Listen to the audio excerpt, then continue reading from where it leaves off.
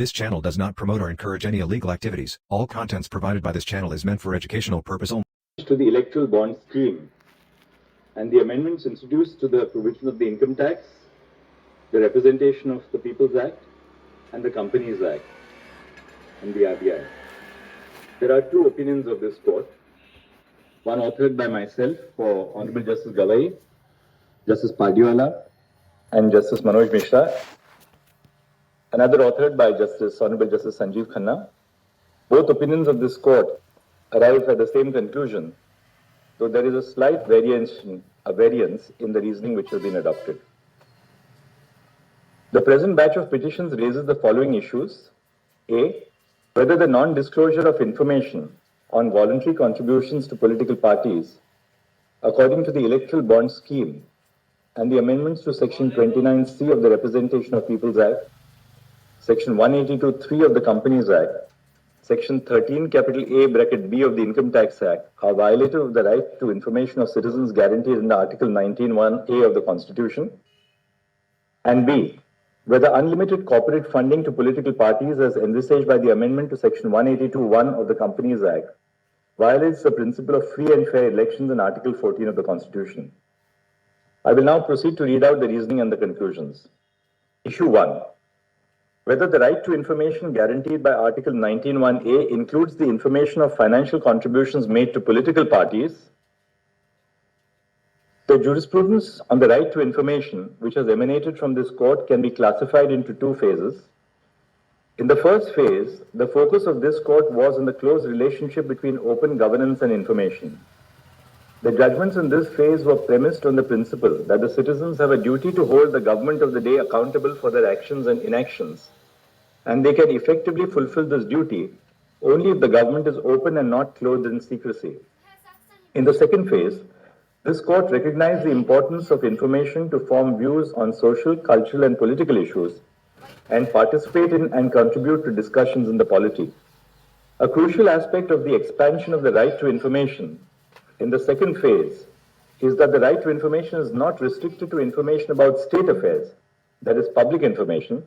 It includes information which would be necessary to further participatory democracy in other forms. The ratio of the judgments of this court in Association of Democratic Reforms and People's Union for Civil Liberties is that the voters have a right to information which is essential for them to cast their votes. The ratio of the judgments is not restricted to information about candidates. Political parties are a relevant political unit in the electoral process. This is evident from the provisions of the 10th Schedule of the Constitution, the Election Symbols Reservation and Allotment Order 1986, the Westminster form of government, which confers importance to political parties, and the electoral culture in India, such as the publication of electoral manifestos by political parties. The information about the funding of political parties is essential for the effective exercise of the choice of voting. One of the factors which contributes to political inequality is the difference in the ability of persons to influence political decisions because of economic inequality. Economic inequality leads to differing levels of political engagement because of the deep association between money and politics. At a primary level, political contributions give a seat at the table to the contributor. That is, it enhances access to legislators. This access also translates into influence over policy making. There is also a legitimate possibility that financial contribution to a political party would lead to quid pro quo arrangements because of the close nexus between money and politics. Quid pro quo arrangements could be in the form of introducing a policy change or granting a license to the person making financial contribution to the political party in power. The Electoral Bond Scheme and the impugned provisions to the extent that they infringe upon the right to information of the voter by anonymizing contributions through electoral bonds are violative of Article 19(1)(a). We have applied the proportionality standard to determine if the infringement of the right to information is justified. Issue 2. Whether the infringement of the right to information of the voter is justified for the purpose of curbing black money in the electoral process. The right to information under Article 19(1)(a) can only be restricted based on the grounds stipulated in Article 19(2). The purpose of curbing black money is not traceable to any of the grounds in Article 19(2). We have applied the subsequent prongs of the proportionality standard Even assuming that curbing black money is a legitimate purpose for restricting the right to information of voters. Immediately preceding the financial year 2016-17, in which the electoral bond scheme was introduced, 81% of the contributions, rupees 580.52 crores, were received by political parties through voluntary contributions. Since the amount of voluntary contributions is not regulated, it allowed the circulation of black money. However, after the introduction of the electoral bond scheme, 47% of the contributions were received through electoral bonds, which is regulated money.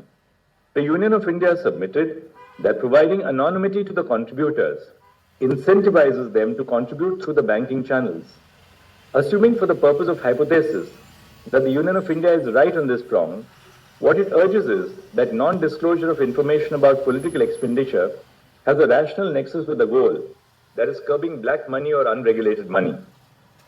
However, we are of the opinion that the third prong of the proportionality standard, that is the least restrictive means test, is not satisfied.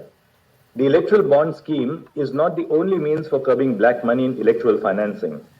There are other alternatives which substantially fulfill the purpose and impact the right to information minimally when compared to the impact of electoral bonds on the right to information.